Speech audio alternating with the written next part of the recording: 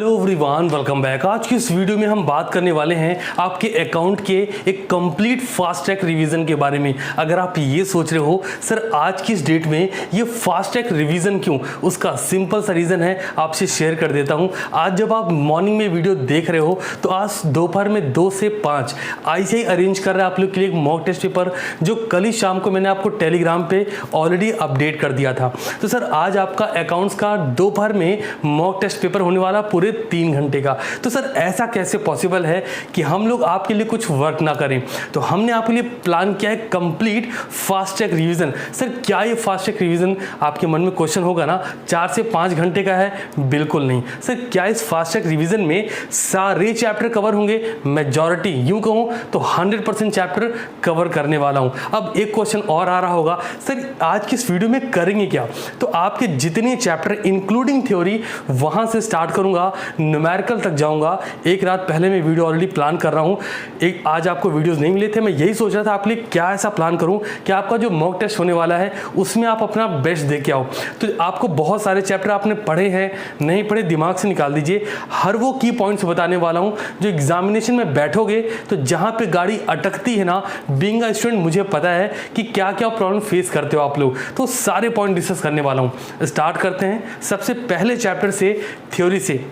Sir देखो, मैं ऐसा एजम्पशन लेके चल रहा हूँ कि आपको ऑलरेडी पेपर का फॉर्मेट पता है, फिर भी जल्दी से आपको बता देता हूँ। आपके पेपर में टोटल 6 क्वेश्चन होंगे। 6 क्वेश्चन मतलब 1 2 3 4 करके, उसके अंदर पार्ट जरूर होंगे। पहला क्वेश्चन कंपलसरी होगा, करना ही करना है, ऑप्शन नहीं है।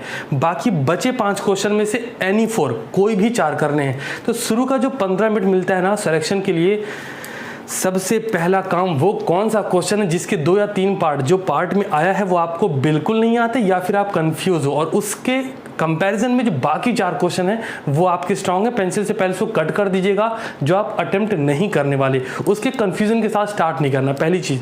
दूसरा, अब पहला क्वेश्चन अटेम्प्ट करने चल रहे हो तो पहले क्वेश्चन में पहला पार्ट ट्रू एंड फॉल्स का होगा, जो कि 12 नंबर के लिए है। दूसरा पार्ट किसी पर्टिकुलर डिफरेंस या थ्योरी से रिलेट करेगा, 4 नंबर के लिए। फिर तीसरे पार्ट में कोई शॉर्ट न्यूमेरिकल होगा, चाहे depreciation, sales on good approval basis, account current, bills of exchange, किसी ऐसे टॉपिक से। तो एक माइंड मेकअप करके चलो। देखो यार, एनपीओ हो गया, कंपनी हो गया, पार्टनरशिप हो गया, जो लॉन्ग न्यूमेरिकल्स हैं उनके क्वेश्चन 4 नंबर में नहीं आने वाले, एकदम कंफर्म है, सच बात है ना। तो आपका ना माइंड मेकअप होना चाहिए कि 12 4 16 4 20 वो मिल जाएंगे। इसके बाद पार्टनरशिप का क्वेश्चन अटेम्प्ट करना है, bank reconciliation, rectification of error, like बहुत सारे चैप्टर भर भर के नंबर मिलते हैं। स्टार्ट करते हैं सबसे पहले चैप्टर से। सर क्या आज कॉपी पेन लेके बैठना है? हाँ जरूर बैठिए। क्या सारे पॉइंट रिकॉर्ड करने? बिल्कुल नहीं। जो पॉइंट आपको लगते हैं थोड़े इंपॉर्टेंट है, हाँ नाम ही फास्ट ट्रैक नहीं है, मैं आज फास्ट रहूंगा भी, तो आपको ऐसे बैठना है कि यार कुछ भी मिस ना हो जाए, समझ रहे हो ना। चलो शुरू करते हैं। सबसे पहली बात, हर वो पॉइंट डिस्कस करूंगा जो इंपॉर्टेंट है, ये नहीं कि सारा पढ़ाऊंगा तो पूरी अकाउंटिंग में तकरीबन 10 चैप्टर के अंदर 7 और 9 चैप्टर, तो सर बहुत भयानक होने वाली सिचुएशन। और मैं आपको कहीं से भी मैराथन नहीं देने वाला, पहले भी मैराथन की बुराई कर चुका हूँ, फाउंडेशन वालों के लिए डिजर्व नहीं करता। तो शुरू करते हैं। सबसे पहले अकाउंटिंग को अगर हम इंफॉर्मेशन सिस्टम के, सुनना सारा पॉइंट है ठीक है ना, अकाउंटिंग को अगर हम information system point of view से देखें तो हमें क्या दिखता है? सर अकाउंटिंग, मैं डेफिनेशन नहीं रटाने वाला, ध्यान रखना, ट्रू फॉल्स बेसिक के अकॉर्डिंग जा रहा हूँ मैं। अकाउंटिंग को अगर हम इंफॉर्मेशन सिस्टम के पॉइंट ऑफ व्यू से देखें तो हमें इनपुट, प्रोसेस और आउटपुट, ये 3 चीज़ें दिखती हैं। कॉपी में फटाफट लिख लो, इनपुट, प्रोसेस, आउटपुट, 3 चीज़ें दिखती हैं। सर ये क्या है? इनपुट का मतलब हो गया इकोनॉमिक इवेंट जो मेजर्ड होते हैं इन टर्म्स ऑफ मनी, समझ आ रहा है? जो इकोनॉमिक इवेंट मनी के टर्म्स में मेजर होते हैं उन्हें हम इनपुट करते हैं, clear?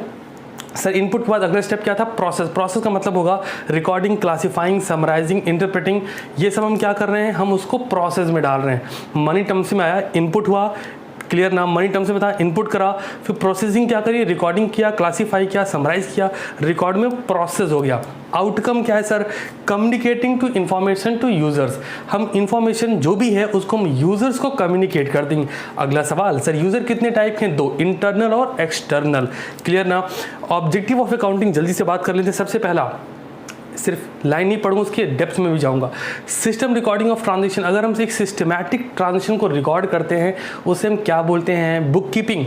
Next, ascertainment of result of above recorded transaction, जो ट्रांजेक्शन रिकॉर्ड किए गए हैं उनसे जो रिजल्ट, जो आउटकम निकलता है उन्हें हम क्या बोलते हैं, profit and loss account. Third sir, ascertainment of financial position of the business, balance sheet.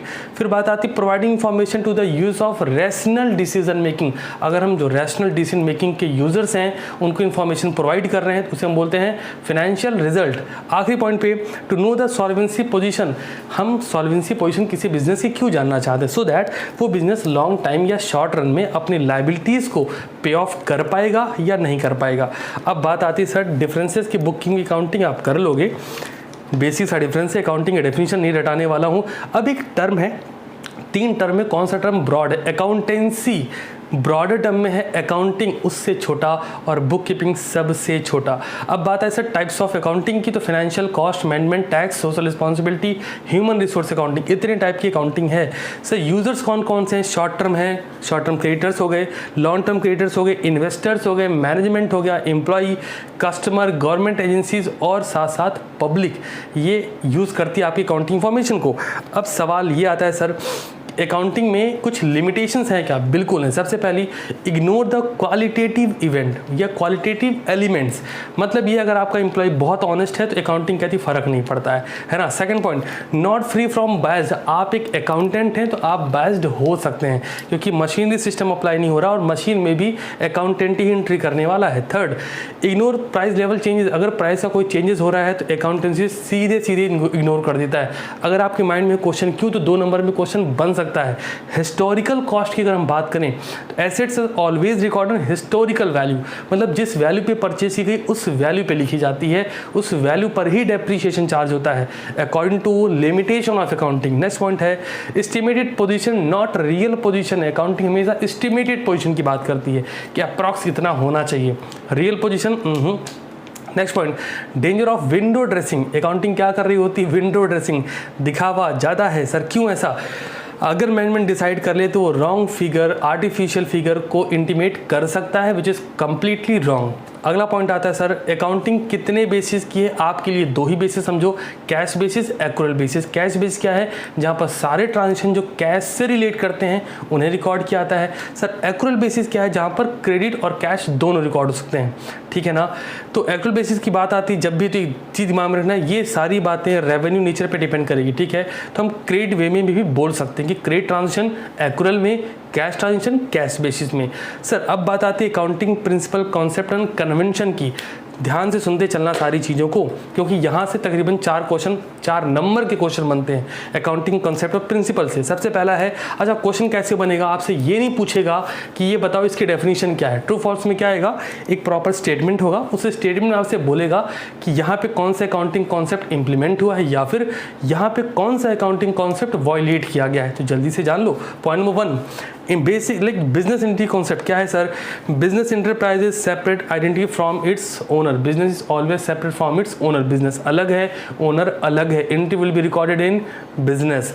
अब अगर कोई ट्रांजेक्शन है, जैसे बोल दे ड्राइंग या फिर कैपिटल को हम सेपरेट क्यों दिखाते हैं, या फिर अकाउंट में विच कंसेप्ट दिखाते हैं, कोई कंसेप्ट का नाम कुछ और दे दे तो आपको वहाँ पे सिंपल लिखना है फॉल्स, क्यों, तो रीजन देना है बिकॉज ये implementation of business entity concept, ठीक है, या फिर सेपरेट लीगल कॉन्सेप्ट भी बोला जाता है।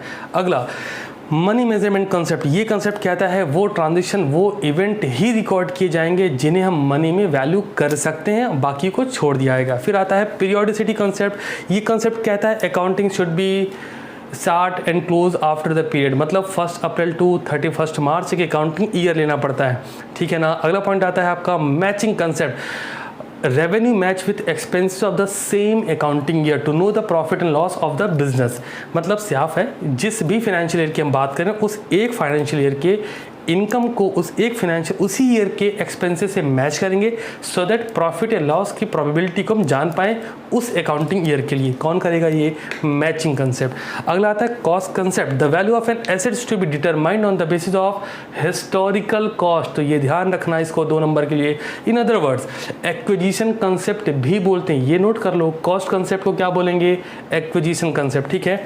आगे बढ़ते हैं, रियलाइजेशन कंसेप्ट कहता है sir entry will be record only when the business realise it, जब पैसा मिल जाए, वसूल हो जाए तो लिखना है। ऐसा नहीं है अगरबत्ती जलाई गाड़ा और cash account debit total 4 lakh रुपए, नहीं चलेगा ऐसे। अगला point, dual expect concept, every transaction has dual expect, क्या बोल रहा हूँ, every transaction do expect if one is debit then other is always be credit, या फिर आप कह सकते हैं अकाउंटिंग इक्वेशन अप्रोच, मतलब हर डेबिट का एक क्रेडिट होता है। साफ बात है, डेबिट के अमाउंट के इक्वल क्रेडिट का अमाउंट होता है। यहाँ पर आप ये भी कह सकते हो कि सर अगर एसेट्स आपकी इंक्रीज हो रही है तो डिक्रीज भी होगी, या फिर एसेट्स इंक्रीज हो रही तो लाइबिलिटी इंक्रीज हो सकती है। एग्जाम्पल के लिए आप मान लो आपने मशीनरी खरीदी कैश, मशीन भी एसेट से, कैश भी एसेट से, मशीन इंक्रीज होगी, कैश डिक्रीज होगी। अगर आपने एसेट्स खरीदी है ऑन क्रेडिट तो मशीन इंक्रीज होगी और क्रेडिटर इंक्रीज कर जाएंगे। अगला materiality concept, sir materiality concept या मटेरियलिटी प्रिंसिपल कहता है atom having significant economic effect on the business will be record, जिनके वैल्यू है उन्हें रिकॉर्ड करना है, जो फुटकर में है छोड़ दो। अगला मतलब जो ट्रांजिशन इफेक्ट नहीं डाल रहे उसको अकाउंटिंग में, फिनेंशियल स्टेटमेंट में डिस्क्लोज करने की कोई भी ज़रूरत नहीं है। नेक्स्ट कंजर्वेटिज्म, या इसी को बोलते हैं prudence, neutrality, conservatism, prudence, neutrality में नाम लिए हैं। कंजर्वेटिज्म का मतलब है future anticipated future expected losses will be recorded, future expected profit will be completely ignore. इसका एग्जांपल है आपका provision for bad debt, provision for depreciation, provision for contingency. तो आप प्रोविजन करते हैं बिकॉज ये एंटीसिपेटेड है कि पॉसिबल है कि ये लॉस हो सकता है। अगला पॉइंट आता है गोइंग कंसर्न कंसेप्ट, ध्यान रखेंगे फंडामेंटल अकाउंटिंग एजम्पशन 3 है, GCA, फिर से बोल देता हूँ, फंडामेंटल अकाउंटिंग एजम्पशन कंसेप्ट का ही पार्ट है, बट किसी भी अकाउंटिंग के लिए कुछ एजम्पशन ऐसे जो फंडामेंटल है उनके, कौन कौन से, GCA, going concern, consistency, accrual. अब जानते हैं ये है क्या। सर गोइंग कंसर्न ये कहता है the financial statement are normally prepared on the assumption that enterprise is going concern and will continue in operation for the foreseeable future, भविष्य में लंबे समय तक चलता रहेगा। ये एजम्पशन लेके कोई भी धंधा शुरू किया जाता है, कोई भी फाइनेंशियल स्टेटमेंट में चीज़ें रिकॉर्ड होती हैं according to going concern concept. Second point आता है कंसिस्टेंसी, ये कहते हैं accounting policies are consistent from one period to another, accounting policy जो आप इंप्लीमेंट करने वाले हैं वो कंसिस्टेंट होगी। ऐसा नहीं कि आज कुछ लगाया अगले फाइनेंशियल ईयर में कुछ लगाया, मतलब अभी होली टू होली, अगले में Eid to Eid financial year मान रहे हैं, फिर अप्रैल टू मार्च मान रहे हैं, फिर जैन टू दिसंबर मान रहे हैं, नहीं चलेगा। अगला point accrual, fundamental accounting instrument का पार्ट है ये sir. Under accrual concept the effect of transition and other event are recognized on mercantile basis, कहने का मतलब है व्हेन दे अक्योर, जब वो होंगे तो रिकॉर्ड करना है, नहीं होंगे तो रिकॉर्ड करने की ज़रूरत नहीं है सर। सर अब बात आती है फाइनेंशियल स्टेटमेंट के कुछ क्वालिटेटिव कैरेक्टरिस्टिक्स से। देखो यार क्वांटिटेटिव तो हैं बट क्वालिटेटिव में क्या आता है, RUCR, हाँ फिर से सुनो, RUCR, relevance, reliability, understandability and comparability. जो अकाउंटिंग डेटा दे रहे हो रिलेवेंट हो, रिलेट करें, है ना, और फिर अंडरस्टैंडेबिलिटी, समझने लायक हो, कंपैरेबिलिटी, उसको हम सेम नेचर के फाइनेंशियल स्टेटमेंट से या सेम नेचर की कंपनी से हम उन्हें कंपेयर कर सकें, और साथ के साथ रिलायबल हूँ, विश्वास करने लायक हूँ। मटेरियलिटी, मटेरियलिटी लिख लो इसको, मटेरियलिटी आपकी बुक में नहीं होगा, मतलब है मटेरियलिटी का कि मिस स्टेटमेंट ना किया गया हो। साथ के साथ कंप्लीटनेस, और जो भी अकाउंटिंग इन्फॉर्मेशन आप प्रोवाइड करा रहे हो शुड बी कंप्लीट, वो कंप्लीट होनी चाहिए। तो क्या क्या बोला, पहले याद रखेंगे RUCR, फिर मटेरियलिटी और फिर कंप्लीटनेस, रिलेवेंस, रिलायबिलिटी, अंडरस्टैंडेबिलिटी, और साथ के साथ याद कर लो यार बहुत सारे हैं इसमें। चलो बात आती है नेक्स्ट पॉइंट की। तो मैंने अभी आपको पहले चैप्टर से चीज़ें बोली हैं, अब बात कर रहा हूँ अकाउंटिंग स्टैंडर्ड की। आपको पता है कि आपके सिलेबस में उनका पूरा पार्ट नहीं, छोटी सी चीज़ बता दे रहा हूँ, वो जान लो। Accounting standard selected set of accounting policies.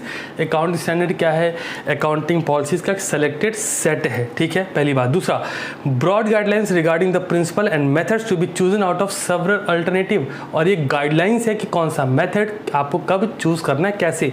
Standard conform to applicable laws, custom, user and business environment. So there is no universally acceptance set of standard, कोई यूनिवर्सल सेट नहीं है कि आपको यही करना है, बट इम्प्लीमेंटेशन इंपॉर्टेंट है। अब अगले पॉइंट मूव कर जाते हैं सर। अकाउंटिंग स्टैंडर्ड में बहुत टाइम नहीं लगाइएगा, बहुत ज़्यादा यूजेबल नहीं है चैप्टर, आपके लिए ध्यान रखेंगे, नहीं तो आप उसके प्रोसीजर पे चले जाओ, कितने टाइप्स के अकाउंटिंग स्टैंडर्ड हैं, कुछ 2-3 मैं आपको बता दे रहा हूँ जो स्टार्टिंग फॉर्म में है, तो वो आप ज़रूर कवर कर लीजिएगा, ठीक है, ओके। तो जान लीजिए फटाफट से। अकाउंट स्टैंडर्ड 3 में कैश फ्लो स्टेटमेंट है, 6 में डेप्रिसिएशन अकाउंटिंग है, 2 बताए हैं। रेवेन्यू रिकग्निशन 9 में है और फिक्स एसेट्स 10 में है। फिर से बोलता हूँ, रेवेन्यू रिकग्निशन 9 में है और फिक्स एसेट्स 10 में है, ठीक है। ये इतना याद रखना, आगे बढ़ जाता हूँ। ओके, नेक्स्ट पॉइंट पे मूव करने वाले। IFRS वगैरह पढ़ने की जरूरत फिलहाल आपको नहीं है। अगला पॉइंट आपका आता है सर अकाउंटिंग पॉलिसीज़। इस पर थोड़ी सी बात कर लेता हूँ। अकाउंटिंग, हाँ थ्योरी पे बात कर रहा हूँ बिकॉज 12 से 4 16 नंबर की है, इंपॉर्टेंट बिल्कुल है।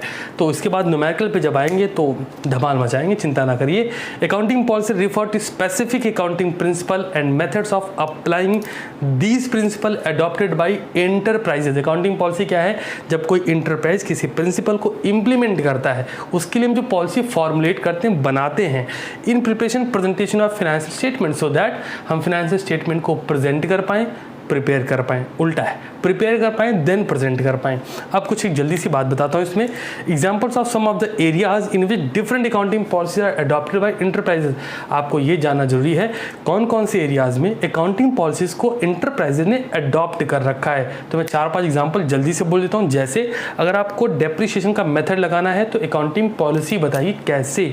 अगर आपको इन्वेंट्री की वैल्यूएशन करनी है, जो आपने अच्छे से नहीं पढ़ा होगा चैप्टर, है ना, FIFO method, LIFO method, weightage method, हाँ मुझे मालूम है, अभी बताऊंगा, डिस्कस करूंगा, लेकिन valuation of fix assets, treatment of goodwill, ये सारा काम कौन बताने वाला है? कौन बताने वाला है? Accounting policies. चलो आगे बढ़ते हैं सर। अगला पॉइंट हमारे पास, अकाउंटिंग पॉलिसी में बहुत टाइम नहीं लगाएंगे, नेक्स्ट पॉइंट पर मूव कर रहा हूँ।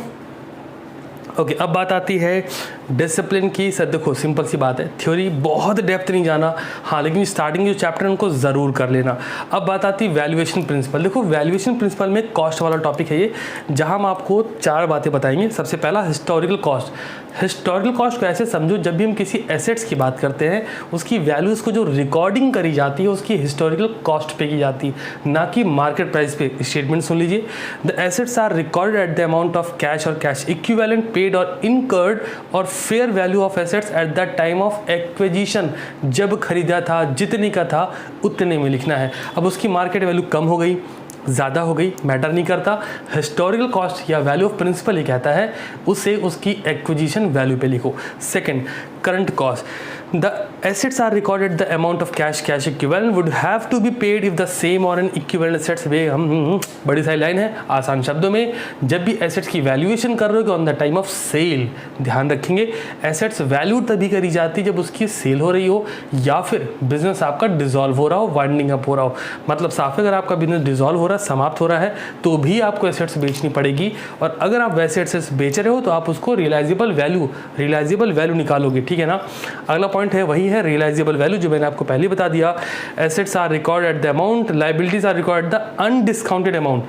तो सिंपल रखना है हमें हिस्टोरिकल कॉस्ट, फिर करंट कॉस्ट जो मार्केट प्राइस कह सकते हो, रियलाइजेबल वैल्यू जो कि आपको जब भी एसेट्स आपको सोल्ड करनी है उस वक्त कितनी वैल्यू आ रही है वो हो जाएगी। लायबिलिटीज़ के लिए डिस्काउंट पे नहीं होगा, वही बात आएगी, रियलाइज हम करेंगे, हम चेक करेंगे उसकी मार्केट प्राइस क्या जा रही है, रियलाइजेबल वैल्यू। फिर एट द एंड आएगी आपकी present value. The assets recorded the present discounted value of the future net cash inflow. Present value question में गिवन होगी आपको, ठीक है। अब बढ़ते हैं आगे, इससे भी आगे चलेंगे सर। अगला टॉपिक है आपके लिए अकाउंटिंग क्वेश्चन में डबल एंट्री सिस्टम। देखो इसको सिंपल रखेंगे। एसेट्स का फॉर्मूला क्या आता है? Assets equal to capital plus liabilities. ध्यान रखेंगे कैपिटल ओनर्स की इक्विटी है, लायबिलिटीज एक्सटर्नल लायबिलिटीज हैं, ठीक है। हाँ इसी को रिवर्स कर सकते हो, capital is equal to assets minus liabilities, तो आपकी चॉइस है। अगले पॉइंट पे जाएंगे फटाफट से, कुछ बेसिक चीज़ डिटेल करने वाला हूँ जहाँ पे आपको जर्नल एंट्री की बात आती है। ओके जर्नल, अब इसका यूज़ होने वाला है सर, ठीक है। शुरू करते हैं जर्नल। सर देखिए जर्नल से हम मूव करेंगे। ओके चैप्टर काम करता हूँ, बहुत साइड में नोट करता चलो, सो दैट ये कंफर्मेशन रहे कौन कौन से चैप्टर हमने कवर कर लिए। ओके ना जर्नल से नहीं शुरू किया है, सबसे पहले हमने बात करी है थ्योरी में। अच्छा थ्योरी में एक टॉपिक छूटा है, उसके बारे में जल्दी से बात कर लेता हूँ, फिर जर्नल पे आता हूँ। देखो एक टॉपिक बड़ा ही इंपॉर्टेंट है, कैपिटल रेवेन्यू एक्सपेंडिचर। तो यहाँ पे आप क्या करने वाले हो, कैपिटल एक्सपेंडिचर वो एक्सपेंडिचर है जो मोर देन 1 अकाउंटिंग ईयर आपको बेनिफिट देने वाले हैं। अमाउंट पर पंगा नहीं होगा, अमाउंट पे फोकस मत करना। क्वेश्चन लिखा है 5 लाख रुपए सैलरी दे रहे हैं, 50 लाख दे दें, 5 करोड़ दे दें, सैलरी हर महीने देनी पड़ेगी, उनके पास ऑप्शन नहीं होता है। जो चीज़ें आपके के रिकरिंग नेचर की होती, मंथ बाय मंथ पे करनी है, वो हमेशा रेवेन्यू नेचर की होगी और उसका बेनिफिट आप अगले अकाउंटिंग ईयर में नहीं ले सकते, ये ध्यान रखना। हाँ, रेवेन्यू नेचर कोई एक्सपेंस है, उसको ह्यूज अमाउंट में और लॉन्ग टाइम के लिए खर्च किया गया है, it will be deferred revenue expenditure, उसमें सिंपल रखना। अच्छा, कैपिटल रिसिप्ट और रेवेन्यू रिसिप्ट क्या है सर? अगर आप फिक्स एसेट्स को सेल करते हो, उससे जो पैसा आएगा वो कैपिटल रिसिप्ट है। और आप अपने बिजनेस जिस चीज़ में ऑपरेट कर रहे हो, एग्जांपल अगर मैं फर्नीचर में ऑपरेट करता हूँ तो फर्नीचर को अगर मैं सेल कर रहा हूँ तो मेरे लिए फर्नीचर रेवेन्यू नेचर का होगा। ध्यान आ रहा है? अब जैसे मैं फर्नीचर, मैं स्टेशनरी में डील करता हूँ, ठीक है ना, स्टेशनरी का बिजनेस है मेरा और मैंने फर्नीचर परचेज किया तो मेरे लिए कैपिटल नेचर का एक्सपेंस है, रेवेन्यू नेचर का नहीं है, ध्यान रखेंगे। बट मेरा फर्नीचर का बिजनेस और मैंने फर्नीचर परचेज किया, मेरे लिए रेवेन्यू नेचर का है। तो आंसर पे मूव करने से पहले एक बार चेक कर लेना कि वहाँ पे ये तो नहीं बोला कि बिजनेस किस नेचर का है। बिजनेस का नेचर गिवन है तो उसके अकॉर्डिंग देख लेना, अगर बिजनेस के नेचर के अकॉर्डिंग ट्रांजेक्शन होगा तो वो उसकी इन्वेंट्री होगी और अगर उसकी इन्वेंट्री होगी should be in revenue nature. समझ आ रहा है? चलो बढ़ता हूँ आगे। अब बात कर लेंगे जरा जर्नल की।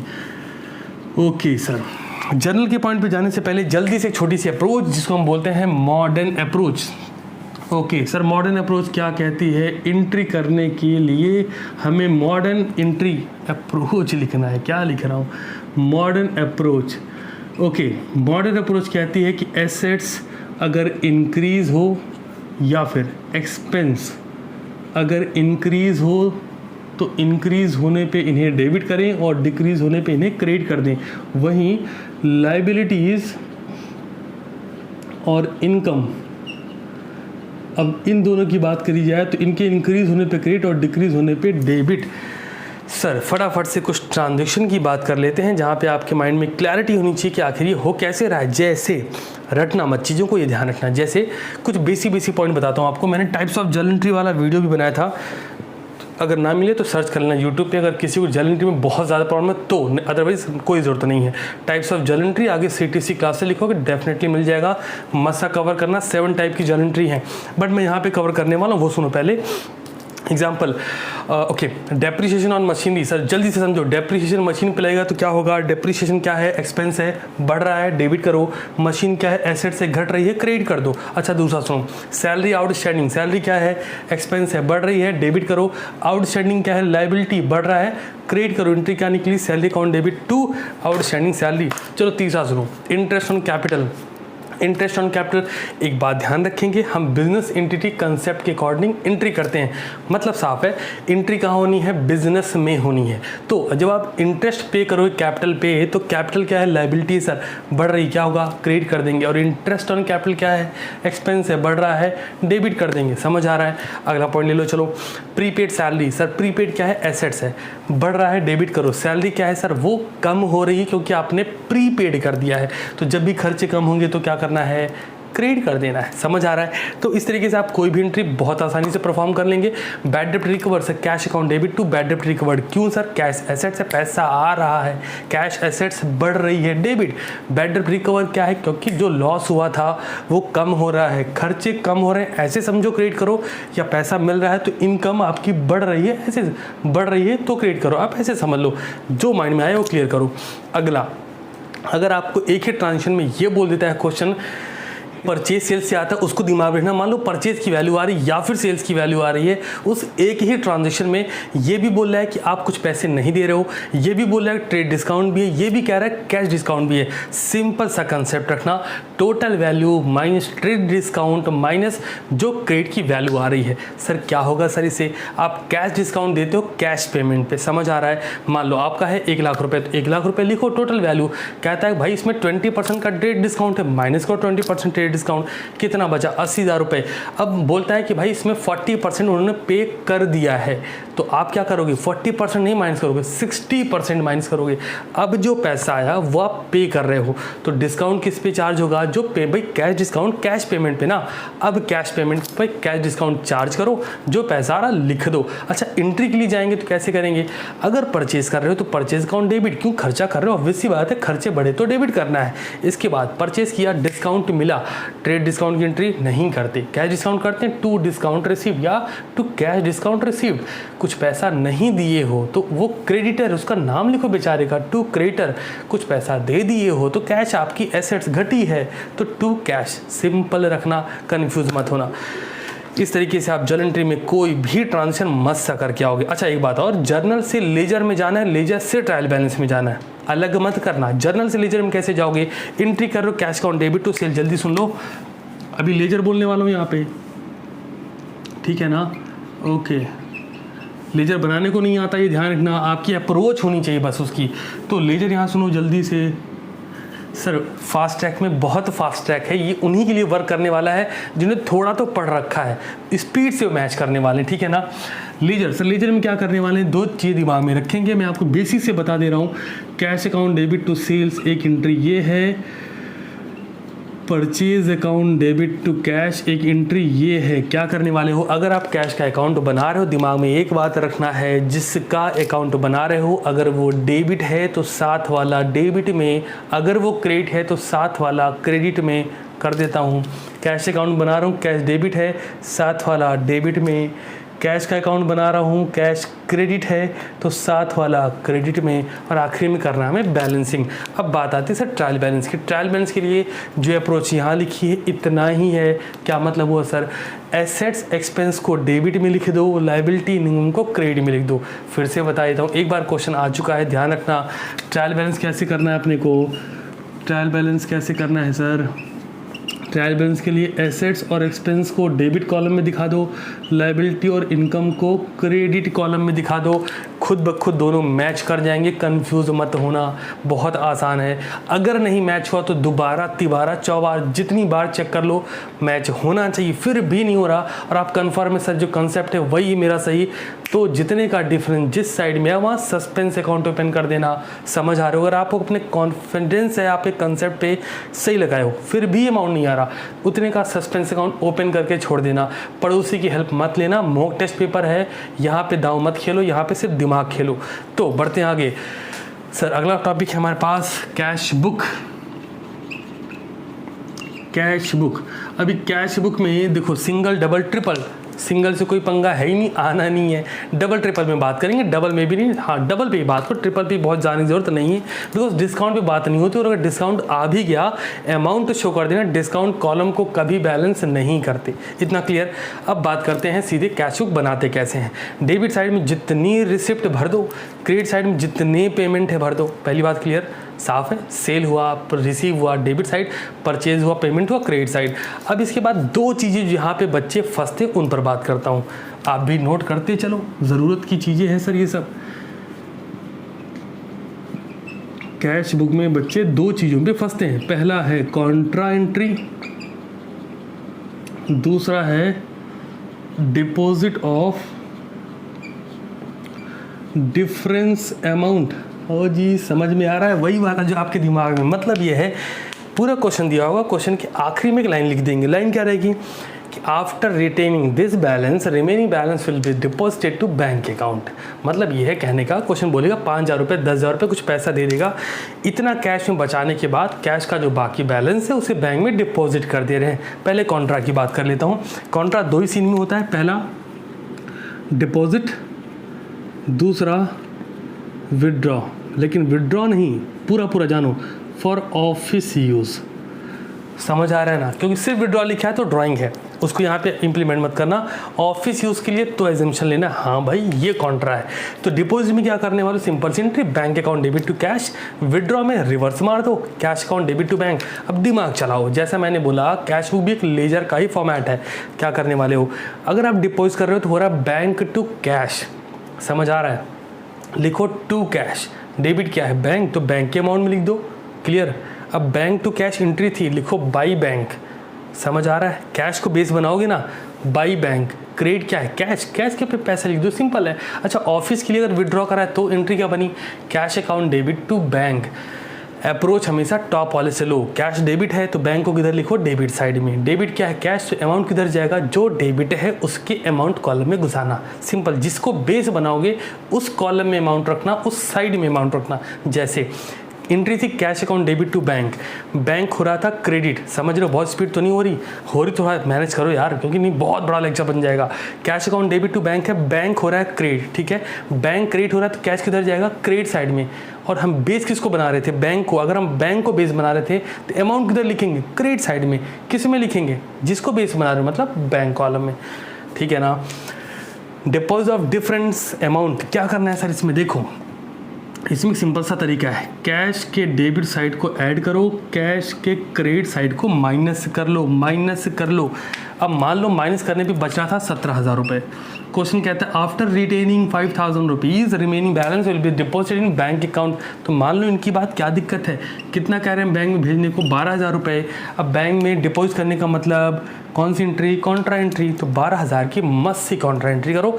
डिपॉजिट बोला है bank account debit to cash, bank column by bank, cash column, मसला खत्म। इतना ही है क्वेश्चन आपके, कैश में इससे ज़्यादा कुछ नहीं होने वाला। चेक रिसीव हो रहा दिखा दो यार, चेक पे करो तो दिखा दो, सिंपल रखना। अगर कोई चेक डिसऑनर हो गया, ये भी सुन लो, यहाँ भी फंसती ना गाड़ी, चेक डिसऑनर हो गया है तो जैसी एंट्री डिपॉजिट ही करी थी, डिसऑनर के केस में सिर्फ रिवर्स एंट्री कर दो, ज़्यादा दिमागी मत लगाना, बहुत आसानी से आएगा। अच्छा मान लो अगर पिटी कैश आ गया तो, हाँ मान लो अगर पिटी कैश आ गया तो ज़्यादा सोचना मत, उसमें भी डेबिट साइड पूरा रिसिप्ट भर देना, क्रेडिट साइड पूरा पेमेंट भर देना। एक ही बात का ध्यान रखना, डेट पर जो फॉर्मेट बनाएंगे, इसके बाद जो कुछ भी है सब भर देना, जो कुछ भी नाम दिया है। बोलते हैं पोस्ट टेलीग्राम है ना, स्टाफ वेलफेयर है, कॉफ़ी पी ली, प्रिंटिंग को हो गया, मिसलिनियस पेमेंट्स, सब भर देना। क्लियर, आसानी से बन जाएगा। Okay, now come to next topic. Subsidy book पे बहुत ज़्यादा काम करने की जरूरत नहीं, जल्दी से आपको बता दे रहा हूँ सर। फॉर्मेट जान लो, date, particular number of supplier, LF, फिर डिटेल्स और अमाउंट। ये सिंपल सा फॉर्मेट होता है, चाहे परचेज बुक हो चाहे सेल्स बुक हो। अब नेचर वाइज एंट्री करना बता देता हूँ। देखो 4 मेजर बुक हैं, कौन कौन सी, अभी क्या कवर किया, कैश बुक। अच्छा आप कवर कर रहे हैं सब्सिडियरी बुक, अरे चिंता ना करो, बड़े चैप्टर भी कवर करूँगा अभी। ओके, सब्सिडी बुक में क्या दिमाग में रखेंगे सर, चलो इसको थोड़ा हटाते हैं। ओके, और टाइम बचाते हैं। सब्सिडी बुक में हमें दिमाग में जो सबसे बेसिक पॉइंट रखना है वो ये होगा sir, subsidiary book. Okay, subsidy book में सबसे ज़्यादा फोकस हमारा इस बात पे होने वाला है कि सब्सिडियरी बुक का कौन सा कंटेंट है। मतलब मेजर बुक 4 हैं तो बहुत सारी, 8-9 हैं, लेकिन मेजर 4 हैं, purchase book, sales book, purchase return, sales return. इनकी नेचर पर बात करो, परचेज बुक में डेबिट रहता है, सेल्स बुक में क्रेडिट होता है, परचेज रिटर्न बुक क्रेडिट होती है, सेल्स रिटर्न बुक डेबिट होती है। नेचर ये हो गया। अब एंट्री करते वक्त, पोस्टिंग करते वक्त हमें सिर्फ इतना ध्यान रखना है, अगर परचेज बुक बना रहे हो तो ये सारा चारों का चारों मसला क्रेडिट पर है। कोई भी कैश ट्रांजेक्शन इसमें रिकॉर्ड नहीं करेंगे। सबसे पहली बात, कैश ट्रांजेक्शन रिकॉर्ड नहीं होने वाला। पेंसिल अवेलेबल होती है, लेकर रखना पेपर देते वक्त, क्योंकि ऑनलाइन है, हो सकता है आप अवॉइड मारो, बट रखो, पेंसिल कैलकुलेटर होना चाहिए।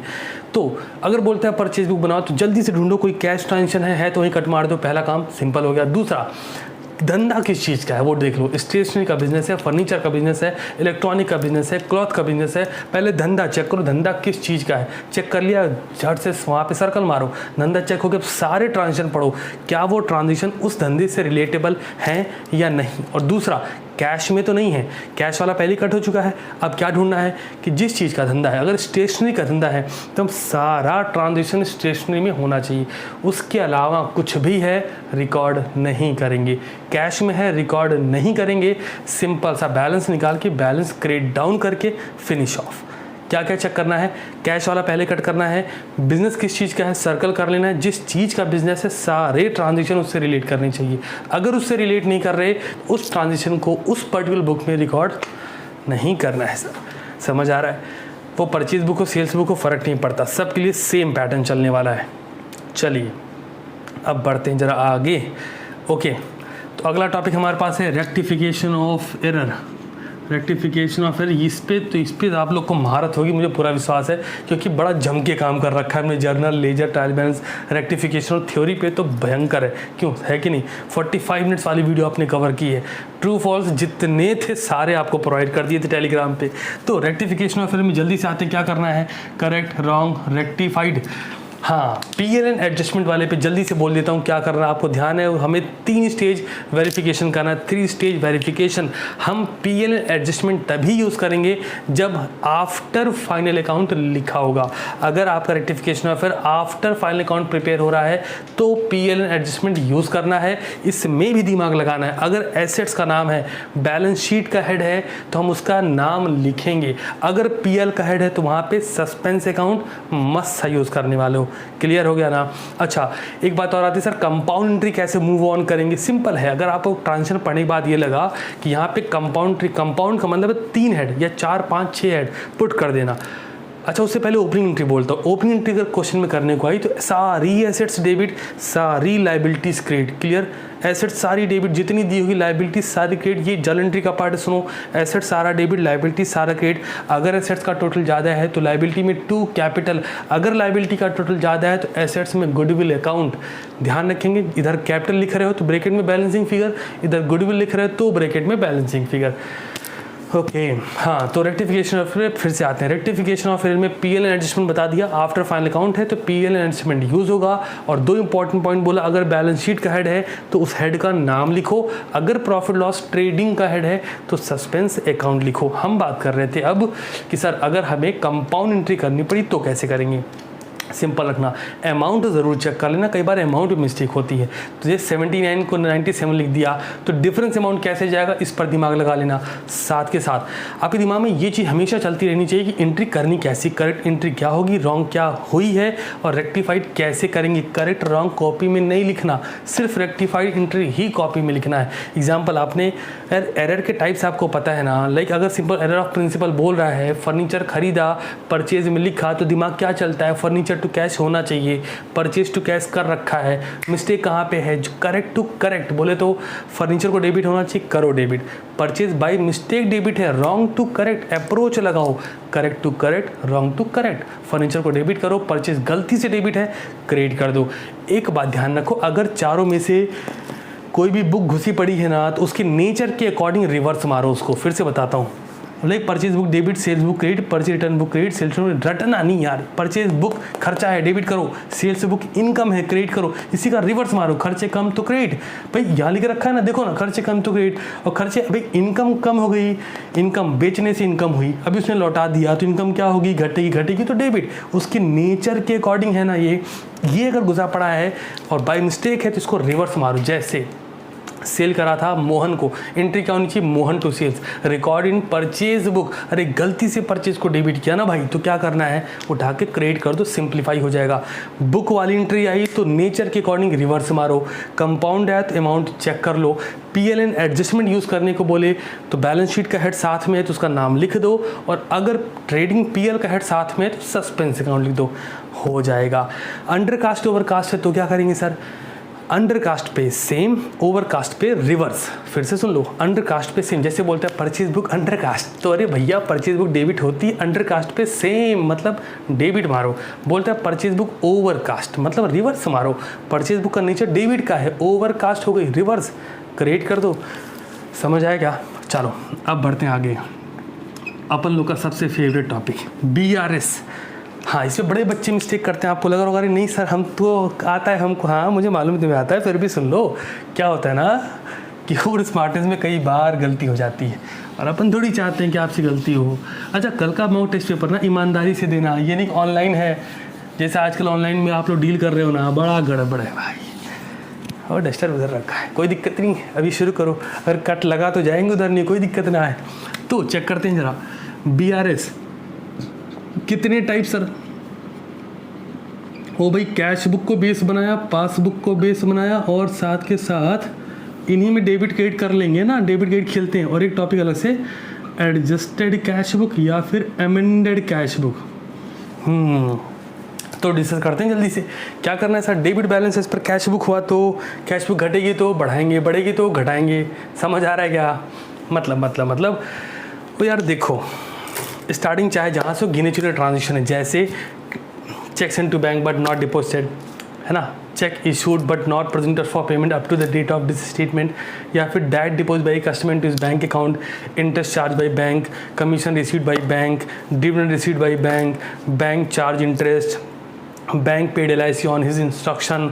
अरे गिने चुने ट्रांजेक्शन है ना, तो मतलब हमें फोकस ट्रांजेक्शन पर नहीं करना चाहिए, हमें फोकस इस बात पे करना चाहिए क्वेश्चन की स्टार्टिंग लाइन क्या है, फेवरेबल बैलेंस है अनफेवरेबल बैलेंस है। अगर फेवरेबल बैलेंस है तो कैश बुक का है कि पासबुक का है, कैश बुक का फेवरेबल होगा तो पासबुक के फेवरेबल में क्रेडिट जाएगा।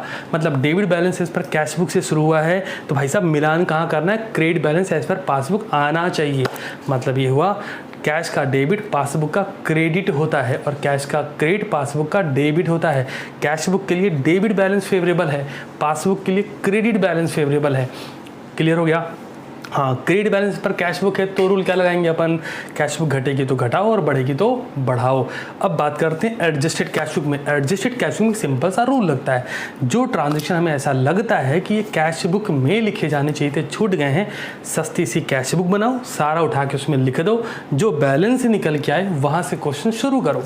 नहीं तो आप एडजस्टेड कैश बुक CTC का लिखोगे, हम फिर से मिल जाएंगे, है ना। एक बार चेक कर लेना, छोटी सी वीडियो में आपको सारा टॉपिक क्लियर हो जाएगा। लेकिन फिर भी मैं अभी बता रहा हूँ, ऐसी समझ जाओ, ज़्यादा वहाँ जाने की जरूरत नहीं उस वीडियो में, ऐसे समझ के फिनिश ऑफ करो। क्या करोगे, अच्छा मैं चाहूँगा देखूँगा, अगर मिलेगा तो मैं डिस्क्रिप्शन में डाल दूंगा वीडियो, मिलेगा इन द सेंस कि वीडियो रिलीज़ होने से पहले अगर टाइम निकला तो मैं डिस्क्रिप्शन में भी डालूंगा। एडजस्टेड कैश बुक मैंने क्या बोला आपको, अगर कैश बुक घटती है मतलब दिमाग में रखना है कि ट्रांजेक्शन लिखने से एरर हुई या फिर छूट गया तो वो सारे ट्रांजेक्शन कैश बुक में रिकॉर्ड हो जाएंगे, उससे जो बैलेंस निकलेगा BRS हम उससे बनाएंगे। क्लियर? याद रखना, सिंपल रखना। मैंने फिर से बोल देना आपको कि भाई हम ट्रांजिशन पे मूव नहीं करेंगे कि ट्रांजिशन पे घुस जाओ। हाँ, एक पॉइंट है वो बता देता हूँ आपको, आपके दिमाग में होगा, सर वो कई बार बच्चे बोलते हैं सर वो पासबुक अंडरकास्ट कर गई। कुछ नहीं है, दिमाग में रखो ना, घटी है ना तो उसके अकॉर्डिंग मूव करो। Dishonour of bill discounted with bank हो गया। अच्छा समझो, बैंक आप बिल लेके गए, ठीक, सुनना ध्यान से, बैंक आप बिल लेके गए, डिसऑनर बता रहा हूँ, बैंक आप बिल लेके गए 5000 का, बैंक ने 100 रुपये काट लिए, ठीक, तो इसको बोलते हैं बिल डिस्काउंटेड, है ना, यही तो है। अगर वो डिसऑनर हो गया तो मतलब भाई साहब आपका पूरा 5000 रुपये का बिल लौटा दिया आपको। तो क्या करना है, आपने कैश बुक में लिखा होगा 4900, क्योंकि आपको लगता है 4900 आज मिलेगा, और बैंक ने अपने यहाँ रिकॉर्ड करा पूरा 5000 रुपये। समझ में आ रहा है? तो डिफरेंस कहाँ पे, कैश बुक घट रही। अब देख लो कौन सी अप्रोच लगेगी। मतलब बैंक रिकन्सिलिएशन स्टेटमेंट क्वेश्चन लगाते वक्त क्वेश्चन देखते ही हमें सबसे पहले तलाशना है कैश पासबुक में है या फिर एडजस्टेड कैश बुक का टॉपिक है, पहला काम। दूसरा, अच्छा ये कैसे पता चलेगा, लिखा होगा कि आफ्टर रेक्टिफाइंग या फिर after finding the error in cash book, तो ढूंढ समझ जाना कैश बुक का है। अगर इनसे रिलेटेड है तो देख लो फेवरेबल है अनफेवरेबल बैलेंस है। कैश बुक का फेवरेबल डेबिट होता है, पासबुक का फेवरेबल क्रेडिट होता है। दो चीज़ दिमाग में रखो। अब इनका जो रिवर्स होगा खुद ब खुद अनफेवरेबल होगा, सारा रटना नहीं पड़ना, ठीक है। चलिए भाई आगे बढ़ते हैं, अगले पॉइंट पर हम बात करने वाले हैं। देखते हैं कौन से टॉपिक पर जा रहे हैं। हाँ, ट्रायल बैलेंस हम लोग कर चुके हैं, फिर हमारा टॉपिक आता है रेक्टिफिकेशन हो चुका है। इन्वेंट्रीज, हाँ बात करते हैं, चलो इन्वेंट्रीज के बारे में। अच्छा, इन्वेंट्री से पहले आपके जो टॉपिक आते हैं वो आपसे बात कर लूँ, नहीं आप बोर हो जाओगे सर इन्वेंट्री पे कहाँ चले गए। चलो भाई फाइनल अकाउंट विथ एडजस्टमेंट पे चलते हैं। फाइनल अकाउंट विथ एडजस्टमेंट सबसे पहला काम मैन्युफैक्चरिंग अकाउंट की बात करने वाला हूँ, ठीक है। फिर से बोल रहा हूँ, सिर्फ नाम नहीं लिखा है, काम भी वैसे चल रहा है। तो देखो जरा, मैन्युफैक्चरिंग क्या क्या काम करना पड़ता है सर, मैन्युफैक्चरिंग बनाना पड़ता है, ट्रेडिंग एंड प्रॉफिट लॉस बनाना पड़ता है और बैलेंस शीट बनानी पड़ती है। इतना ही काम करना पड़ता है फाइनल अकाउंट विथ एडजस्टमेंट में। ट्रेडिंग पीरियड बैलेंस शीट से आप वाकिफ़ है, मैन्युफैक्चरिंग अकाउंट का वीडियो मैंने बनाया था, फिर भी जल्दी से बता दे रहा हूँ। मैन्युफैक्चरिंग अकाउंट बनाते वक्त हमारा फोकस सारा इस बात पर होगा मैन्युफैक्चरिंग की वैल्यू कितनी निकल के आ रही। आसान शब्दों में रॉ मटेरियल की बात करेंगे, सिर्फ और सिर्फ रॉ मटेरियल की। मतलब साफ हुआ, डेबिट साइड में सारे खर्चे घुसा दो। कैसे sir, opening stock of raw material plus purchase of raw material plus carries on purchase of raw material, है ना, ये सारा लिख के क्रेडिट साइड में by closing stock of raw material. Debit में से क्रेडिट माइनस करो, जो वैल्यू आएगी उसको हम ट्रांसफर टू ट्रेडिंग अकाउंट लिखेंगे, ध्यान रखना, ट्रांसफर टू ट्रेडिंग अकाउंट। अब ट्रेडिंग PL बैलेंस शीट बनाते हो तो किन पॉइंट्स पर गाड़ी अटकती है उस पर बात कर लेते हैं। देखिए सॉरी, ट्रेडिंग अकाउंट अगर आप बना रहे हो तो सबसे ज़्यादा फोकस आपको इस बात पे करना चाहिए कि ट्रेडिंग अकाउंट में हमारा फोकस है ग्रॉस प्रॉफिट या ग्रॉस लॉस लाने के लिए, ठीक है। अब ध्यान ये रखेंगे, परचेज में अगर कोई मशीन का वैल्यू ऐड है, माइनस कर दो, पहली बात। दूसरा, पर्ची रिटर्न है, आराम से माइनस करो, कोई दिक्कत की बात ही नहीं है। वेजेस आउटस्टैंडिंग है, ऐड कर देना है, क्योंकि जब हम ट्रेडिंग अकाउंट बना रहे होते हैं तो मोस्ट प्रोबेबली बहुत सिंपल होता है, बट कई बार क्वेश्चन में थोड़ी बहुत कहानी होती, जैसे क्लोजिंग स्टॉक को उठा के ट्रायल बैलेंस के अंदर घुसा दिया, तो ध्यान रखेंगे उसे ट्रेडिंग के क्रेडिट में नहीं लिखना है, क्योंकि वो एडजस्टमेंट नहीं है, सीधे बैलेंस शीट के एसेट्स में जाएगा। या फिर क्लोजिंग स्टॉक को एडजस्टमेंट लिखा और कॉस्ट प्राइस मार्केट प्राइस दो दे दिया, तो closing stock is always valued at cost price और market price whichever is less. Clear? अच्छा, आगे बढ़ जाता हूँ। सर ट्रेडिंग अकाउंट बनाते हो फॉर्मेट जल्दी से सुन लो। To opening stock, to purchase minus purchase return, to carriage inward, to wages, उसके बाद आपका to haulage charges, to factory lighting, to factory rent, credit side में sales minus sales return by closing stock. हाँ, एक point है, sales on approval basis. अगर आपसे question बोल रहा है कि भैया 10,000 का माल बेचे थे जो कि 12,000 में बेचे थे, मतलब क्या हुआ, वैल्यू कितनी है 10,000, सेल कितने में हुआ 12,000, तो जितने में बेचा था उसको बेचा में से माइनस करो। बताता हूँ, आपकी भाषा में बोलता हूँ, सेल्स में से सेल्स वैल्यू माइनस और क्लोजिंग स्टॉक में कॉस्ट वाली वैल्यू ऐड, मतलब सेल्स ऑन अप्रूवल बेसिस को सेल्स में से 12,000 रुपये माइनस कर देंगे सेल वैल्यू को, क्लोजिंग स्टॉक में 10,000 रुपये ऐड कर देंगे कॉस्ट प्राइस को, फिर क्रेडिट साइड में से डेबिट साइड को माइनस करना है, ग्रॉस प्रॉफिट आएगा, बढ़िया से लिख देना है, उसको उठा के क्रेडिट साइड के पीएल में ट्रांसफर करना है by gross profit brought down. उसके बाद पूरे क्वेश्चन में हमारी अप्रोच होनी चाहिए क्वेश्चन लगाने की, पहले एडजस्टमेंट क्लोज करेंगे, ध्यान से सुनना, पहले एडजस्टमेंट क्लोज करेंगे, फिर हिडन एडजस्टमेंट क्लोज करेंगे, फिर नॉर्मल हेड लिखेंगे। फिर से सुन लो, पहले एडजस्टमेंट क्लोज होगा, मतलब कोई आउटस्टैंडिंग है, कोई प्रीपेड है, कोई डेप्रीशिएशन है, कोई बैड डेप्ट पे है, बैड डेप्ट वाला सुन लो। अगर तो आपको पहले कैलकुलेटर पे चेक कर लेना, to bad dept add further bad dept add new provision minus old provision. ऐसा करने से अगर आंसर प्लस में आ रहा है तो पीएल के डेबिट में होगा, ऐसा करने से आंसर माइनस में आ रहा है तो पीएल के क्रेडिट में लिख देना। नालायकों वाला काम मत करना कि आप टू पूरा भर दो, फिर दिखता अरे बाप रे बाप माइनस में आ गया, आप क्या कर रहे हैं, फिर कट्टम कुट्ट खेलोगे। तो कैलकुलेटर पे फट से चेक कर लो। तरीका क्या है, टू बैड डेप्ट किधर दिया होगा, ट्रायल बैलेंस के डेबिट साइड में, फर्दर बैड डेप्ट किधर दिया होगा, एडजस्टमेंट में रुपीज़ में, न्यू प्रोविजन किधर होगा, एडजस्टमेंट में परसेंटेज में। न्यू प्रोविजन निकालते वक्त डेटर में से फर्दर बैड डेट पैसा माइनस कर लेना। एक बात और, सेल्स ऑन अप्रूवल बेसिस वाले में जो सेल वैल्यू थी वो भी माइनस कर लेना अगर क्वेश्चन में गिवन है तो। इसके बाद उस पर न्यू प्रोविजन निकाल लेना, ओल्ड प्रोविजन ट्रायल बैलेंस से क्रेडिट साइड में दिया होगा मस्सा चिपका देना। तो फिर से आता हूँ बात पर, पीएल बनाते हो पहले एडजस्टमेंट क्लोज, फिर हिडन एडजस्टमेंट।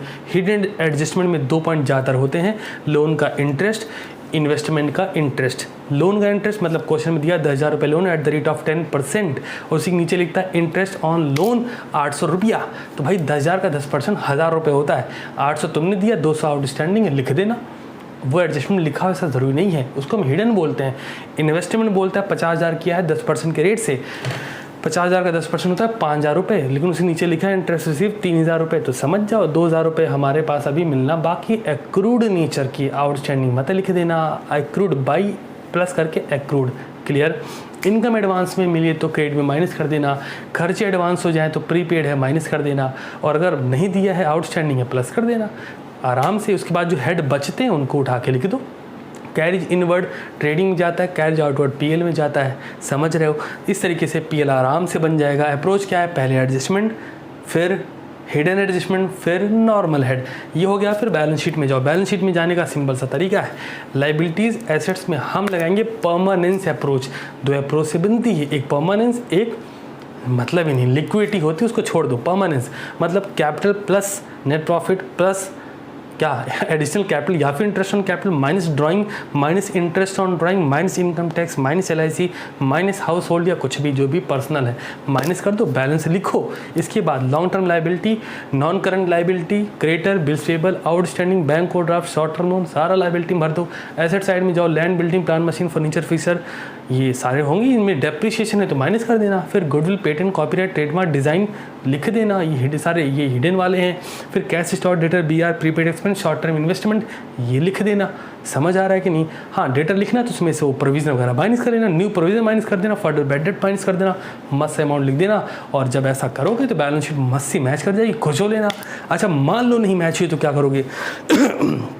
सॉरी, अगर नहीं मैच हुई तो फिर से ट्रेडिंग पर कूद के जाना, पीएल चेक करना, बैलेंस शीट चेक करना। और ऐसा नहीं करना कि पूरा हेड देख रहे हो, जिस हेड में लगाते वक्त कन्फ्यूज़न हो वहीं टिक करके या सर्कल कर लेना, जिससे अगर मिस्टेक हो तो सिर्फ वहीं फोकस जाए जहाँ कन्फ्यूज़न था। ये नहीं सारे में कन्फ्यूज़न है, जिसको सारे में होता है यकीन मानो कभी वापस से मैच नहीं होता उससे, क्योंकि प्रेशर होता है एग्ज़ाम का।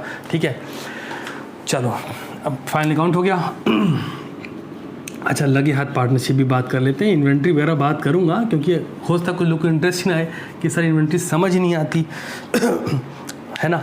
तो पार्टनरशिप की बात करते हैं। सर पार्टनरशिप में इंट्रोडक्शन नहीं आने वाला, एडमिशन, रिटायरमेंट, डेथ हाँ इसी में से आने वाला है। कुछ चीज़ें कॉमन है, revaluation account, partners capital account, bank account मस्त कॉमन है, वर्किंग नोट बदलते हैं। तो अगर मान लो क्वेश्चन एडमिशन रिटायरमेंट से बनता है तो सबसे पहले कैलकुलेशन ऑफ न्यू रेशियो करेंगे। मैं आपको बता रहा हूँ फॉर्मेट पूरा कैसे करना है, सुन लो ध्यान से। पहले कैलकुलेशन ऑफ न्यू रेशियो करेंगे, फिर कैलकुलेशन ऑफ सैक्रिफाइसिंग रेशियो करेंगे, अकाउंटिंग ट्रीटमेंट ऑफ गुडविल करेंगे। गुडविल के कितने केस सर, एक तो गुडविल कैश में लाएगा, दूसरा नहीं लाएगा, तीसरा कॉम्बिनेशन कुछ लाएगा कुछ कैश में नहीं लाएगा। कैश में लाएगा तो एंट्री क्या करेंगे, cash account debit to premium for goodwill और premium for goodwill account debit to sacrificing partner in sacrificing ratio. Cash में नहीं लाएगा तो क्या करेंगे, new partners current account debit to sacrificing partners. अच्छा, अगर कॉम्बिनेशन में है तो क्या करेंगे, दोनों एंट्री की आखिरी एंट्री मर्ज कर दो, मस्त एंट्री हो जाएगी। मतलब premium for goodwill account debit जितना पैसा लाया है वो लिखेंगे, new partners current account debit जितना पैसा नहीं लाया वो लिखेंगे, टू सैक्रिफाइसिंग पार्टनर। इम्पैक्ट कहाँ पे पड़ेगा, जो करंट वाला लिख रहे हो नए पार्टनर के पैसे ना लाने पे, करंट वाला पैसा बैलेंस शीट के एसेट्स में जाएगा, मतलब भाई से पैसा लेना है। और जो सैक्रिफाइसिंग लिख रहे हो पार्टनर्स कैपिटल अकाउंट को इफेक्ट डालेगा। ओके, रीवैल्यूएशन अकाउंट बनाते हो दिमाग में क्या रखना है सर, एसेट्स और लाइबिलिटीज़ रीवैल्यूड होती हैं। अगर एसेट्स की वैल्यू बढ़ रही है, लाइबिलिटी घट रही है तो क्रेडिट में लिख दो, आसान शब्दों में जिससे प्रॉफिट लगे वैसा कर देना। लग रहा है इनकम कब होगी, एसेट्स की वैल्यू बढ़ेगी, लाइबिलिटी की वैल्यू घटेगी। समझ आ रहा है अच्छा चलो, एसेट्स की वैल्यू बढ़ेगी, लाइबिलिटी की वैल्यू घटेगी तो क्रेडिट में, क्योंकि प्रॉफिट इसी का रिवर्स मारो, एसेट्स की वैल्यू घट रही है, लाइबिलिटी की वैल्यू बढ़ रही है, किधर लिखोगे, डेबिट साइड में लिख दोगे। क्या होगा सर, रीवैल्यूएशन बन जाएगा सर। हाँ, कुछ हिडन लाइबिलिटी है, हिडन नहीं अननोन लाइबिलिटी है, डेबिट में लिखना क्योंकि अब भाई भरना पड़ेगा पैसा। अननोन एसेट्स है, क्रेडिट में लिख देना, क्रेडिट में से डेबिट माइनस करना, जो प्रॉफिट बचे उसे ओल्ड रेशियो में डिवाइड कर देना, लॉस है तो भी ओल्ड रेशियो में डिवाइड कर देना। अब बारी आएगी पार्टनर्स के कैपिटल अकाउंट की। क्रेडिट साइड में पार्टनर्स को जो कुछ रिसीव हो रहा हो, डेबिट साइड में पार्टनर जो कुछ पे कर रहे हो, आसान शब्दों में by balance brought down, by interest on capital, by general reserve, by profit and loss, appropriation, by revaluation, by premium for goodwill, सब इनको मिल रहा है। डेबिट साइड में to drawing, to interest on drawing. इसके बाद अगर कोई पेमेंट है, जैसे बैलेंस शीट की एसेट साइड में आपको गुडविल दी गई, उठा के डेबिट में लिखो। अगर वहाँ पे पीएल लिखा है उठा के डेबिट में लिखो, वहाँ पे एडवर्टीजमेंट सस्पेंस लिखा है उठा के डेबिट में लिखो। क्रेडिट में से डेबिट माइनस करो, बैलेंसिंग फिगर आ जाएगा। मान लो एडमिशन का क्वेश्चन बोलता है एडजस्टमेंट ऑफ कैपिटल की अप्रोच लगानी है, क्या करेंगे सर, एडजस्टमेंट, एक मिनट रुको, जहाँ टाइम देखो कितनी देर तक का वीडियो हो चुका है। हाँ जी, तो बहुत अच्छे, अरे कोई दिक्कत नहीं है, अभी तो घंटे भर पहुँचने वाले हैं। हाँ, काम बर्रा कर दिया। अच्छा सुनो, हाँ फिर से आते हैं टॉपिक पे। हाँ, एक्चुअली मैं चेक कर रहा था कि वो कैमरे की जो स्टोरेज कैपेसिटी वो तो नहीं उड़ गई, क्योंकि दिक्कत है ना, बहुत सारी पहले से वीडियो स्टोरेज है ना, समझ रहे हो ना। तो बढ़ता हूँ आगे। हाँ, तो हम बात कर रहे हैं आपके पार्टनर्स के कैपिटल अकाउंट की। अगर एडजस्टमेंट ऑफ कैपिटल का केस बना तो दो ही केस होते हैं। पहला केस कौन सा है, पहले केस में हम बोलते हैं कि वहाँ पे नया पार्टनर कैपिटल लेके आएगा। दूसरा केस हम बोलते हैं when new partner does not bring his share of premium या गुडविल, क्या बोल रहा हूँ, when new partner does not bring his share of capital in case, मतलब पहले केस में कैपिटल लाएगा, दूसरे में नहीं लाएगा। अगर तो ला रहा है तो वो कुछ शेयर के लिए आ रहा है 1/5 या जो भी शेयर, फट से रिवर्स मारो, total capital of the firm निकल आएगी। समझ रहे हो।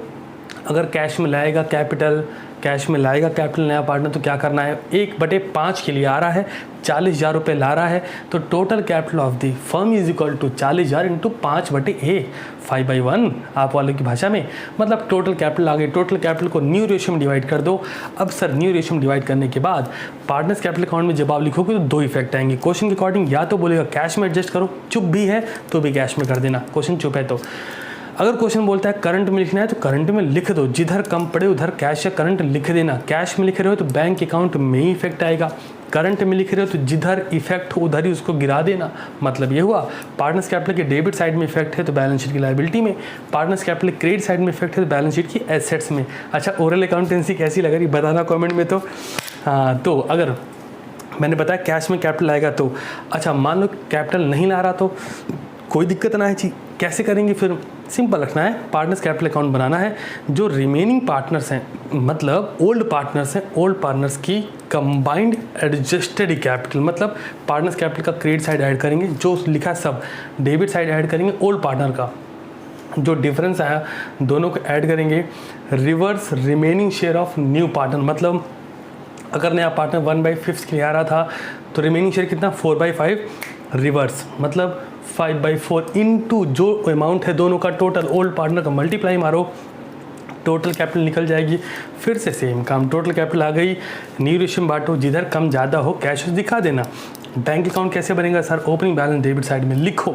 अच्छा, एक केस बताता हूँ, मान लो बैंक एसेट साइड में नहीं लिखा तो क्या बैंक अकाउंट नहीं बनाएंगे? पॉसिबल है कि लायबिलिटी में बैंक को ड्राफ्ट लिखा हो, तो सुनना ध्यान से, अगर एसेट्स में बैंक नहीं लिखा बट लायबिलिटी में बैंक को ड्राफ्ट लिखा है तो लायबिलिटी का ओपनिंग बैलेंस क्रेडिट होता है, बैंक अकाउंट बनाना, क्रेडिट में लिखना बाय बैलेंस ब्रॉट डाउन। उसके बाद जो पार्टनर ला रहा है कैश में सब डेबिट में लिखो, अगर पार्टनर्स कुछ पे करना पड़ा है कैश में तो क्रेडिट में लिख दो। बैलेंस निकालना, वो बैलेंस किधर जाएगा? बैलेंस शीट की एसेट साइड में। अगर डेबिट बैलेंस है तो, अगर क्रेडिट बैलेंस है तो बैलेंस शीट की लायबिलिटी साइड में। बैलेंस शीट जैसे फाइनल अकाउंट बनाते थे वैसे बनाएंगे, कोई दिमाग नहीं लगाना। हाँ, ध्यान रखना एडजस्टमेंट ऑफ कैपिटल आने के चांसेस सबसे ज़्यादा होते हैं, तो उसी पे थोड़ा ज़्यादा काम करना। मैंने बात की अभी तक एडमिशन की। रिटायरमेंट की अगर बात करूँ, गुडविल का ट्रीटमेंट चेंज हो जाएगा, रिमेनिंग टू रिटायरिंग एक ही एंट्री होती है। फिर से सुन लो, रिमेनिंग टू रिटायरिंग, कोई दूसरी एंट्री नहीं बनी। और गेनिंग रेशियो निकालना पड़ता है तो गेनिंग रेशियो सिंपल सा फॉर्मूला होता है न्यू माइनस ओल्ड रेशियो, आराम से आ जाएगा। बाकी सारा सब सेम है। अब बात कर लेते हैं अगले टॉपिक पर जो कि है आपका कंपनी। वाह जी वाह, कंपनी में एक ही तरह के क्वेश्चन आते हैं सबसे ज़्यादा, वो है pro rata allotment along with for feature. Pro rata allotment में क्या करना है, जल्दी से देखो जरा इमेज, एक छोटी सी चार्ट बना लेना। क्या लिखेंगे यहाँ पे? अप्लाइड, इधर लिख लेंगे अलॉटेड, ठीक है जी। जैसे 40 को 40, 30 को 20, 10 को नील, खर्च से टोटल मारो, ये हो गया 80,000 और ये हो गया 60,000। अब आपका क्वेश्चन बोलता है कि मिस्टर XYZ, छोड़ो XYZ क्या है, CTC company limited issued 60,000 share and application will receive for 80,000 share और company decide to pro rata on the basis of this ABC category दे दी उन्होंने। तो चिंता की बात ना है, सिंपल ऐसे बना लेना। क्या होगा इससे? इसको हम बोलते हैं फुल अलॉटमेंट, इसको हम बोलते हैं पार्शियल अलॉटमेंट, इसको हम बोलते हैं निल अलॉटमेंट। समझ आ रहा है? अब देखो इससे कोई पंगा नहीं है। Difference will be adjusted on allotment, ध्यान रखना, जो डिफरेंस होगा उसको अलॉटमेंट पे एडजस्ट कर देंगे, जिसको कुछ भी अलॉट नहीं करेंगे उसको रिफंड कर देंगे। एंट्री पे आता हूँ सर। पहली एंट्री क्या होगी sir? Bank account debit share application account, simple सी एंट्री। नरेशन लिखना नहीं भूलना, जर्नल का फॉर्मेट बनाना नहीं भूलना, journal in the books of, जो कंपनी का नाम लिखो उसका नाम लिख देना, क्लियर। इसके बाद जब हम एंट्री परफॉर्म कर रही हूँ तो रिसीव कर लिया, रिसीव के बाद होगा ट्रांसफर, मतलब देखो application, allotment, first call, final call, 4 चीज़ें होती। हाँ, 4 चीज़ें, application, allotment, first call, final call, application, receive, transfer. फिर इसके बाद जितने दिख रहे हैं allotment, first call, final call, सब due receive, due receive, due receive, simple है। तो एप्लीकेशन रिसीव कर लिया, बैंक और डेबिट शेयर एप्लीकेशन अकाउंट। इसके बाद जब ट्रांसफ़र करने की बात आएगी तो देख लेना प्रो राटा अलॉटमेंट अगर अवेलेबल है तो एंट्री होगी share application account debit to share allotment, अगर प्रीमियम है तो वो भी क्रिएट कर लेना। फिर से सुनो, share application account debit to share allotment to share capital, जो भी आपकी वैल्यू जा रही टू शेयर कैपिटल, और जो पैसा रिफंड कर रहे हो उसको टू बैंक लिखना मत भूलना। हाँ, प्रीमियम है तो वो भी क्रिएट हो जाएगा। सर फिर बात आएगी शेयर अलॉटमेंट की, simple entry share allotment account debit to share capital, अगर प्रीमियम है तो क्रिएट कर दो। यहाँ पे इस केस में ज़्यादातर एक पॉइंट निकालने को आता है जिसको हम बोलते हैं amount received on allotment. Sir कैसे निकलेगा, ध्यान से देखो। अमाउंट, एक काम करना, इसमें मैं बताता हूँ सिंपल से ट्रिक। जैसे मान लो एक शेयर, दो ही तरीके, एक शेयर होता है जिसको शेयर होल्डर होता है, जिसको शेयर अलॉट किए गए होते हैं, एक होता है जिसने अप्लाई किया है। अगर अलॉटेड दिया है तो अप्लाइड निकालो, अगर अप्लाइड दिया है तो अलॉटेड निकालो। सर बेनिफिट क्या होगा? बेनिफिट ये होगा कि अमाउंट रिसीव्ड ऑन अलॉटमेंट निकालते वक्त अलॉटमेंट पे पैसा उसी से मिलेगा जितना शेयर हमने उसको अलॉट किया है, ना कि अप्लाइड से। क्लियर ना? क्लियर ना? अच्छा, अब आप एंट्री कर रहे हो फॉरफीचर की, फॉरफीचर एंट्री करते हो तो ध्यान क्या रखेंगे sir? Share capital account debit, जो शेयर फॉरफिट कर रहे हैं वो share into called up value. मान लो फाइनल कॉल नहीं मांगा तो छोड़ देना, उस पर मत दिमाग लगाना। एंट्री क्या आएगी? शेयर कैपिटल अकाउंट डेबिट, ठीक है ना? शेयर कैपिटल अकाउंट डेबिट करना है। फिर प्रीमियम अगर है और नहीं मिला तो डेबिट करना है, मिल गया तो डेबिट मत करना।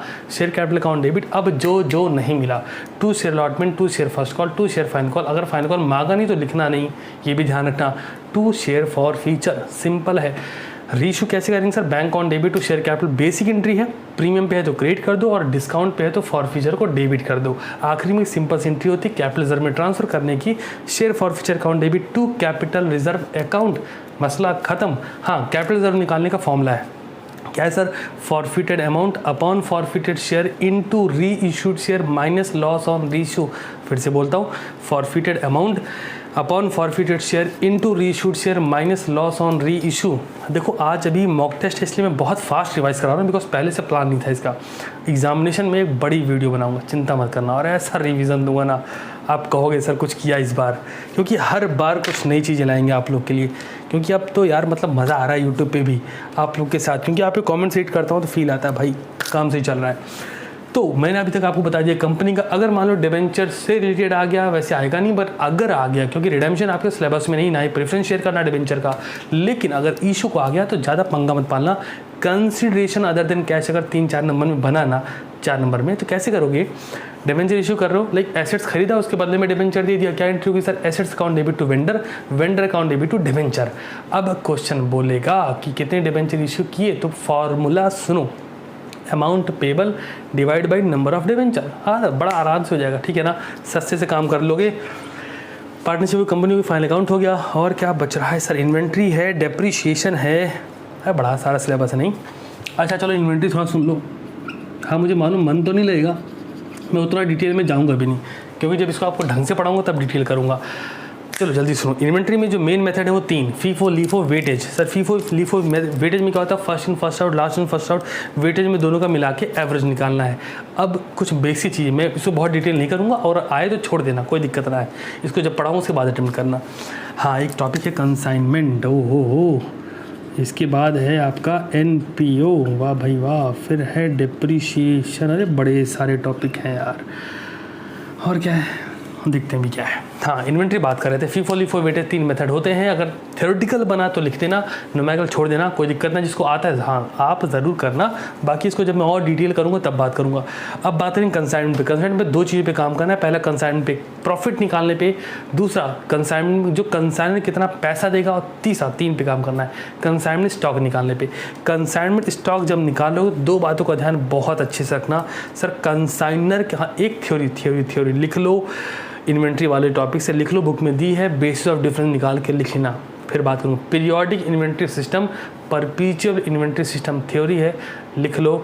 अच्छा आज ये भी बात करेंगे और चेक करेंगे ICAI कौन से क्वेश्चन पेपर में देता है ना। एक बार मारते हैं तुक्का, देखते हैं क्या होता है, निकल के क्या आता है। डेप्रिसिएशन रिसेंटली कराया था, उसको कराने की जरूरत नहीं ना। डेप्रिसिएशन और NPO रिसेंटली करा रखा है ना।